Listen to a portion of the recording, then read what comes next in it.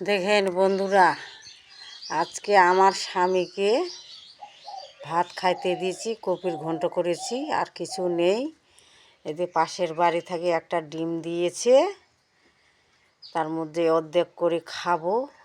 আমার স্বামী অর্ধেক, আমি অর্ধেক খাবো আলু দিয়ে। আলু খাওয়া আমার বারণ আছে, তাই আমি খাবো না, কপির ঘন্ট দিয়ে ভাত খাবো। পাশের বাড়ির থেকে দিছে, ওরা নাই, বিয়ে খাইতে গেছে, ডিম ভাত খাইয়ে বিয়ে খেতে গেছে। ওরা মেয়ের বিয়ে হচ্ছে, তাই বিয়ে খেতে গেছে, সবাই গেছে। ওদের দুটো গরু আছে, 4টি ছাগল আছে।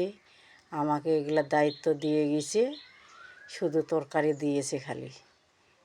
বাড়িতে রান্না করছি, কপি ভাত করেছি, এগুলা দিয়ে খাবো। আজকে আমি সকালবেলা গুড়মুড়ি করতে যেতেও পারিনি, কাজের জন্য 2 বাড়ির কাজ কি করব, তাই যেতে পারিনি আজকে ঘুরতে।